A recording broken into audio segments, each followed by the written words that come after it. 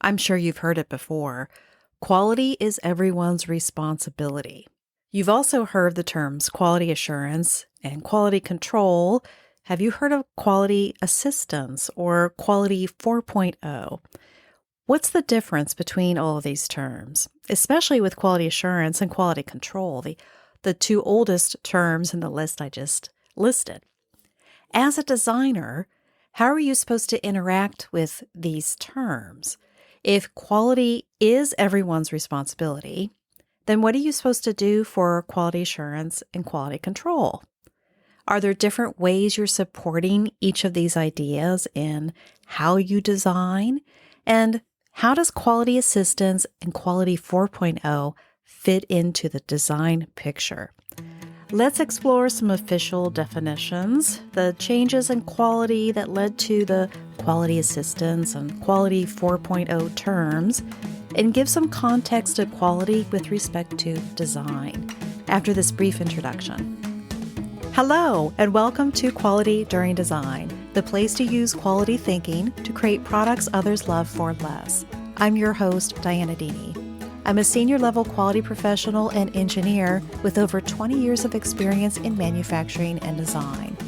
I consult with businesses and coach individuals in how to apply quality during design to their processes. Listen in and then join us. Visit qualityduringdesign.com. Welcome back. Here at Quality During Design, we're using quality tools and methods during the design process to help us with design information, design decisions, and communication with our cross-functional team. Just recently, I came across a term, quality assistance, and when I dug into it a little bit, it's a term that was used in a paper that was published in 2006, and I'll get a little more into that paper, what it was, but it was related to the software industry, and the idea of quality assistance, meaning that quality professionals, test engineers are assisting the design process iteratively by helping to provide information. The quality assistance term didn't really seem to stick because I couldn't really find it in many places outside of the software industry. A new quality term that you may have heard is quality 4.0. What is that? And how does that supposed to fit into design? I shared some of my thoughts on this in an article a couple years ago. I wrote an article called The Future of Quality under the e-magazine CERM Risk Insights. I'll put a link to it in the podcast blog. But it was all about how the future of the quality profession is changing with the changing times. Quality tools and practices and methods are evolutionary, and they follow a parallel track with industry, how industry has evolved over time. So we started with just inspection for control, to control quality. And then we got a little more proactive with it with quality assurance, which led to quality management systems, and then concepts like design for excellence. So yes, things are changing. Just like in the design world, things are changing and pretty quickly. There's also a history of quality assurance and quality control. These terms are older. They've been around for a longer time. And even though some of their intents may be morphing or changing over time as the quality profession progresses, they're still really popular terms to use. And some companies use them to differentiate activities, and some don't. How does all of this affect design? Because it does. Design interacts and supports the ideas and the types of goals that are in quality assurance and quality control. So let's explore those terms first, the two oldest terms. For some of the official definitions, I wanted to go to the ASQ, which is a professional society focused on quality. They're also a certification board, and they hold conferences with a focus on quality. If you are a quality professional, you're likely also a member of the ASQ. Their definitions for the terms that I looked up anyway are related to a quality glossary that was published in 2002. So These terms have not changed definition in quite a while. But when I did look it up on the ASQ website and within that document, the definition for quality assurance and quality control was not really nailed down. It was sort of a soft definition. It gives some ideas, but it really kind of highlights that these terms are sometimes used interchangeably and that different places and different companies have different interpretations of these terms. So, just something to be aware about. I'm going to highlight some general differences between quality assurance and quality control. However, your company may use them interchangeably. You may have different departments for quality assurance and quality control. It may be lumped into one department. So wherever you're working, you may just want to look into how your company uses these terms. In general, quality assurance is about planned and systematic activities to provide confidence that what we're doing is going to fulfill requirements of quality. So that's quality assurance. Quality control is more operational techniques and activities used to fill requirements for quality. So those are still pretty close in definition. So let's look at a different source, also from the ASQ, but from the Certified Quality Engineer Handbook. The definition of quality assurance in that handbook is pretty much the same. It's systematic actions necessary to provide confidence that a product or service satisfies certain needs. And quality control, I like the definition in this handbook a little bit better. The operational techniques and activities that sustain a quality of product or service. I was able to verify that these definitions were in use at least since 2008, and they've been consistent since then. So I think just from this and from my experience and from talking with other people, we can generally say that quality assurance is associated with planned, systematic activities that's providing confidence that we're doing what we said that we were going to do. How that looks as a designer, as a product designer, you're working with others within a quality management system or a product development process. As part of working this way, you are required or you're doing design reviews with your cross-functional team. You're doing verification testing against requirements. You're doing validation testing against the use needs. You may even be doing some use testing or field validation. All of these activities are part of quality assurance. They're planned, they're systematic. You're ensuring that it's covering everything that you're designing for. In this way, in working in a quality management system, meeting the requirements of that as you're designing, as you're doing your design process, and then also following your design control process where you are interacting with other members of your team to verify quality, ensure things are staying on track, and all the other activities that you're doing to verify and validate your ideas and your product design. That's all associated with quality assurance. When you do all of these activities and you do them well, you're designing with quality assurance. With quality control, we want to do activities and use techniques that are going to sustain the level of quality of our product or service. As a designer, you're working with other people to define what needs to be controlled during production. If you're producing a part, a tangible part. If you're designing a service, you're determining what measures are going to indicate a success or a problem during your services, for example. When you are setting your design outputs, so your drawings, your specifications, all the engineering communication things that are telling other people how to create your product or how to perform the service. Those are the outputs of your design process. When you're creating those, you're also identifying what is important. What is it about this product that is important? What measurement is important that manufacturing and operations need to monitor? Because if they monitor that, that's going to assure the quality of the other things that this component is going to be used and assembled to for a quality product in the end.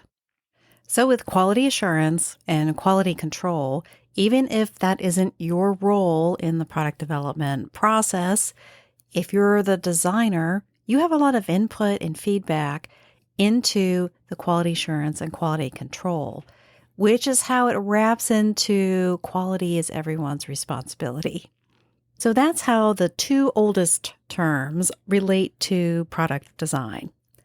A newer term that I introduced at the beginning of the podcast here was quality assistance. I'll add the citation of the paper to the podcast blog, but its title is Software Testing and Industry Needs, and it was published in the IEEE Software Journal in 2006. That paper talks about some of the challenges that testing engineers and test engineers have with software programs.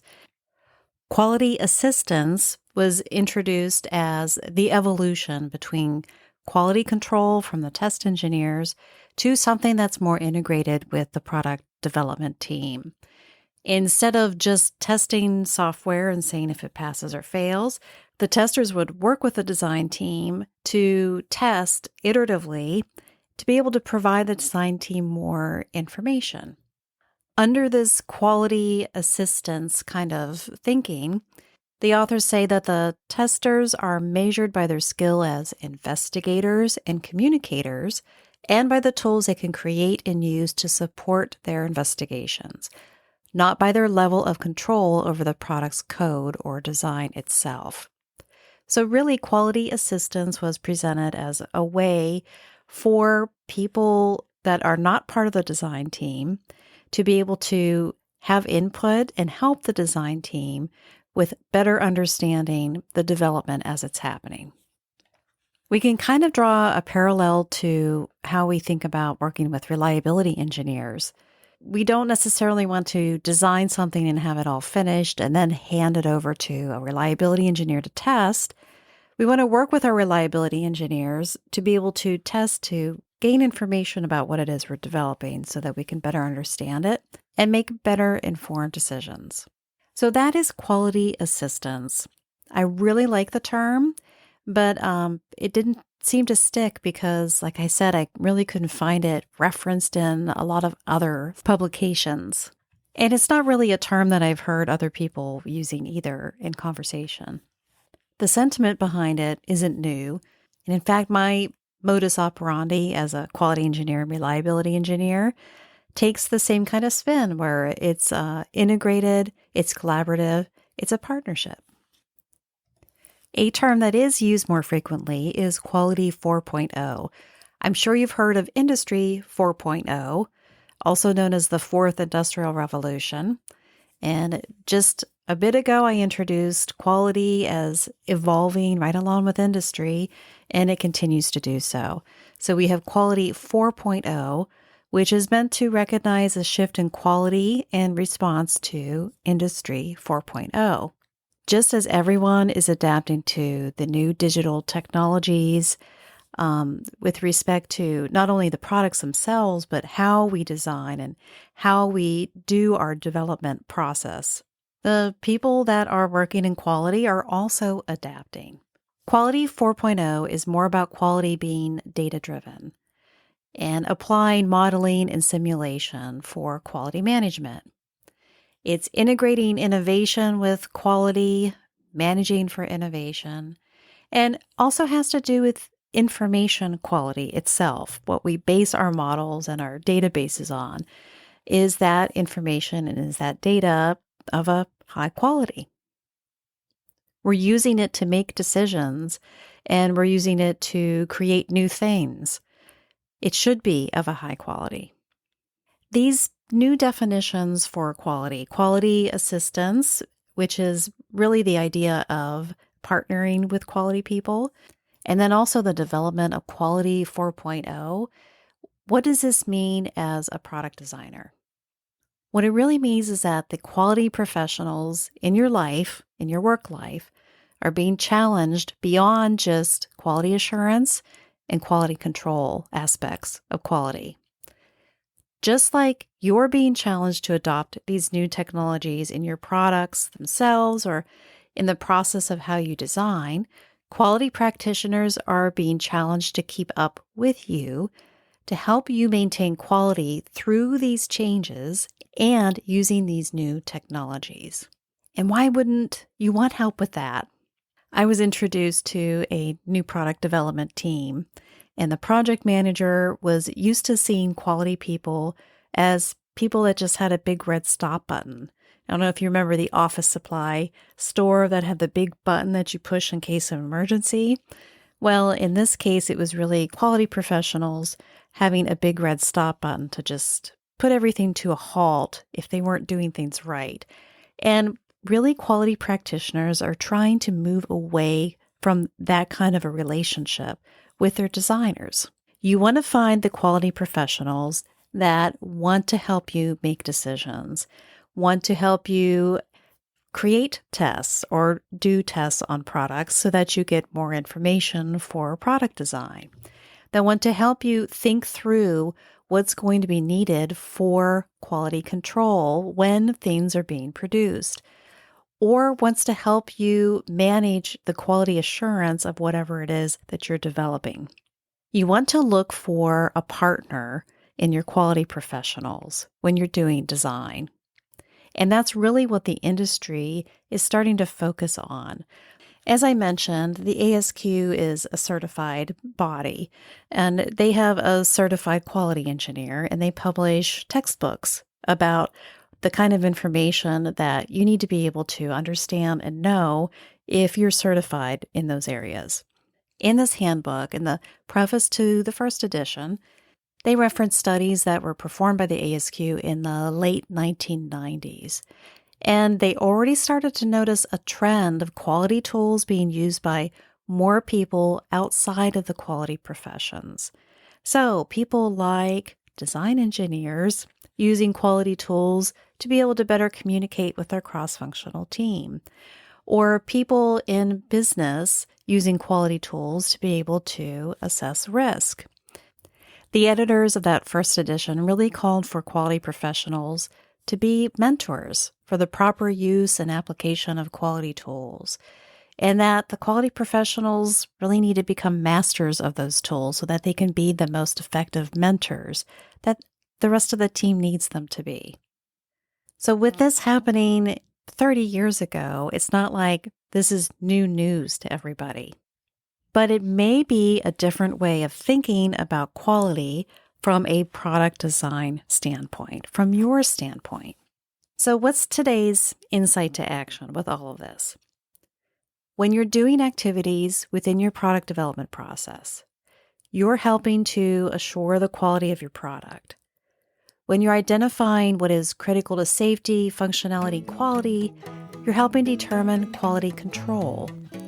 And when you partner with others that are experts in quality practices, you're helping to do quality during design, ensuring that you have good information and that you're being data-driven toward quality. Those are some of the ways that you can adopt quality as your responsibility in product design. I invite you to visit the podcast blog for this episode. It's on the website. It has more information and additional links. And I will cite the sources that I referenced in today's episode. This has been a production of Dini Enterprises. Thanks for listening.